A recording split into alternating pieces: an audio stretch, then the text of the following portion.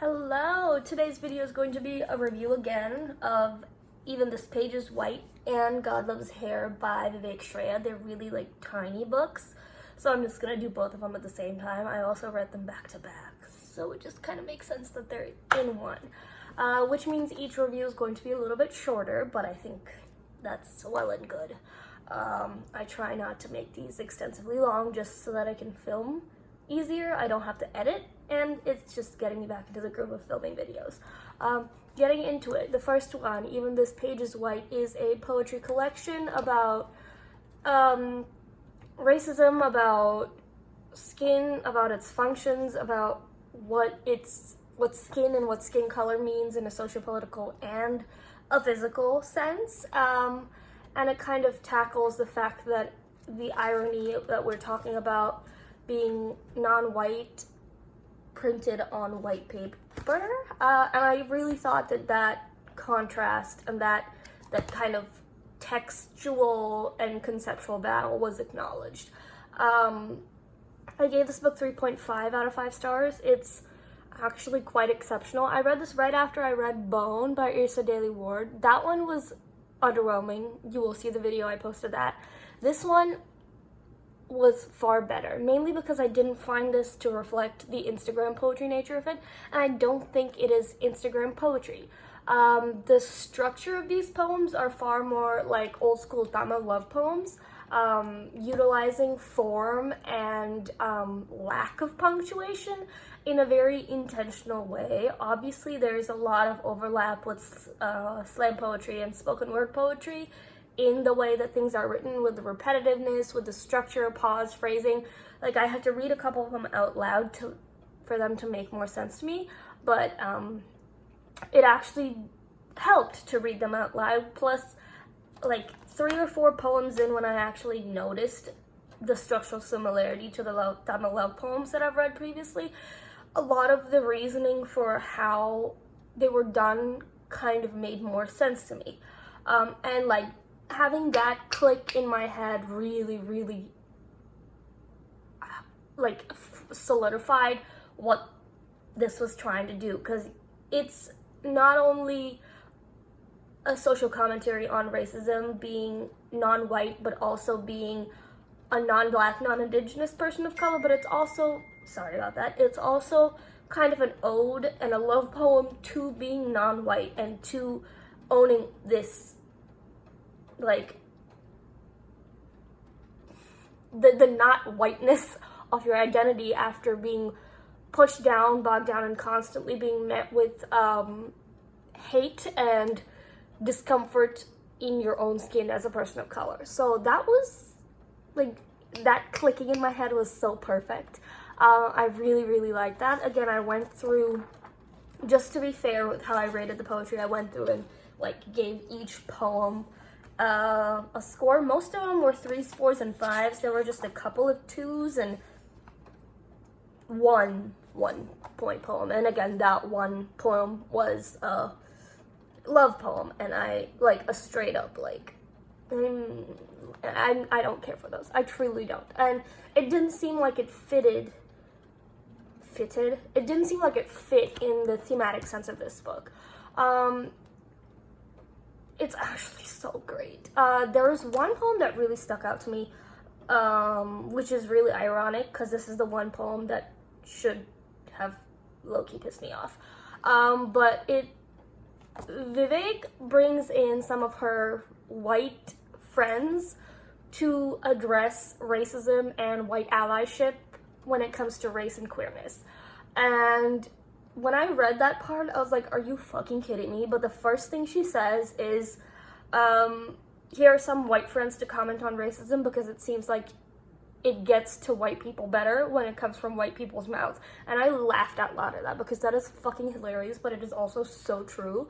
White people don't hear shit when it comes from black, indigenous, and other people of color. It, like, the only time it gets to their heads are when woke white people say the exact same thing people of color say. So that was like, is like a 6-page interview with 3 of her friends, several of them queer and non-binary or GNC, and it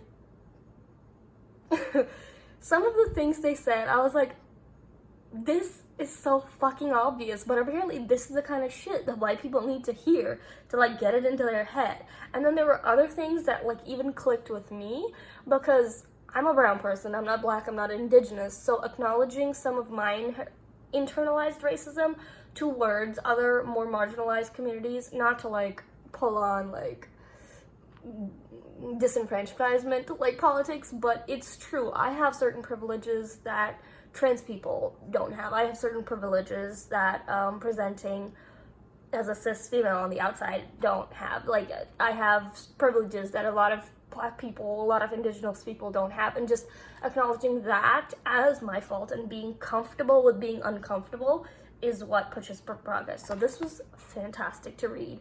I would definitely recommend it for any other brown people out there who need socially aware poetry that speaks more to your walk in life. And honestly, I think if I'd read this before Bone would not have gotten to me.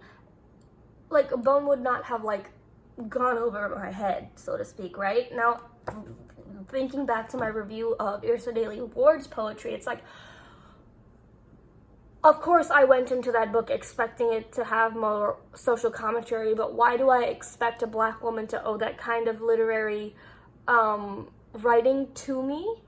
I shouldn't, you know? Like, people of color, black women, indigenous people don't owe it to their audience to constantly write about pain, about grief in relation to their systemic inequalities. Like, people can write whatever the fuck they want. They don't have to capitalize, or should not be forced to capitalize and like give other people their pain.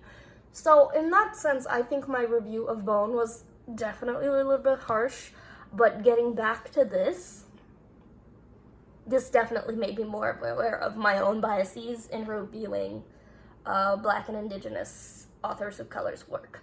So 10 out of 10. 3.5 out of 5. I don't know why I said 10 out of 10. We're rating books out of 5 stars here. Next one. God Loves Hair. I'm going to pull up my review on Goodreads real quick, just so I have a reference for what I'm talking about. And we're going to do this really fast. So this one is more autobiographical.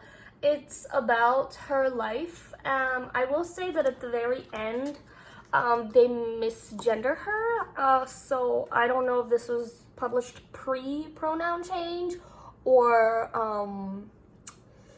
later editions of this book have changed the pronouns, not to trigger anyone, but like just fair warning.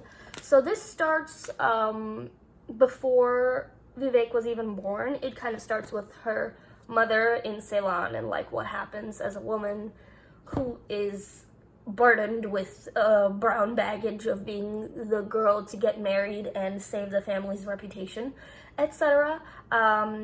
It moves into like mother giving birth to 2 sons and like her finally fulfilling the ideal role of an Indian woman, is giving birth to men, blah blah blah.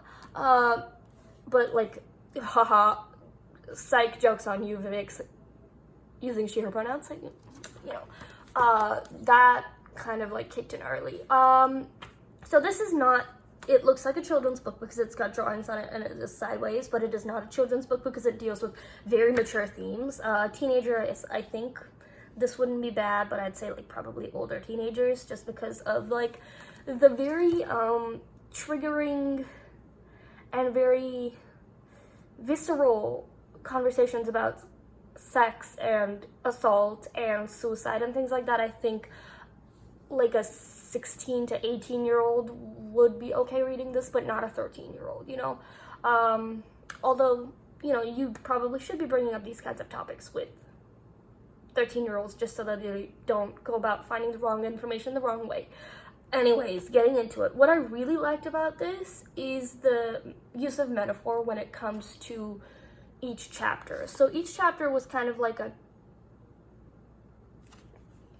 lipstick was a chapter, bed humper, Shri Devi, like each chapter had a topic addressing a certain age span in Vivek's life and also a certain like fixation and a psychological, physical development in like formative understanding of the world and her identity in Canada as a brown kid, like figuring out sexual identity, figuring out body, figuring out identity, friendship, and like how she moves in the world. But the use of metaphor is what really got me, because it rephrases these difficult topics. There's one chapter about depression, but it is completely framed in the context of snow and snowfall, which did this really interesting thing. I'm talking so vaguely right now because I don't have time to edit this, but we're gonna keep going. It made you think the way a 15-year-old, a 16-year-old would approach these kinds of topics. Obviously, my maturity level now, thinking about sexual assault, thinking about depression, thinking about like race, thinking about queerness is completely different, far more mature, far more developed than a 15-year-old. So working backwards and like having to go back and think of depression as snow was a really interesting thing to do, because it complicates the narrative, but it also simplifies the complexity of the topic at hand, right? Depression is a really difficult thing to understand, but talking about it metaphorically as snow makes it a more conquerable subject matter. And I really liked the way that like aged certain topics to like the fact that Vivek in that chapter was an 8-year-old, the fact that she was a 13-year-old, a 15-year-old, a 19-year-old. I don't know how old she actually gets by the end of this book, but like it really aged the topic to the age that she was at that particular point in time, which was fantastic. It's quick read, but I did have to pause a lot, primarily to digest and then also like step away from the heavier things that were happening. There's a lot of mention of bullying, a lot of homophobia that she had to face, a lot of bodily shame and things like that. And there's a chapter about sexual assault, so just fair warning about that. I don't remember what chapter it is, but it's in there, and it's the crap, where is it? Let me just find it real quick and mention it in here. God Lives in India. That's the chapter where it happens. Oh no, God Lives in India and Dirty Thoughts. Those two chapters back to back kind of introduce and then go over the sexual assault that happens. So fair warning. But it's really good. I don't think I mentioned the star rating. I gave it a 4 out of 5 stars. And like genuinely fantastic work by Vivek Shraya. I think I have 3 or 4 books by her. These 2 being the most accessible ones on my bookshelf. So thanks for watching. This is actually a 13-minute video instead of my under 10, which is how I like to keep it, but it was 2 books. So, okay, and yeah, I hope that was coherent. Peace.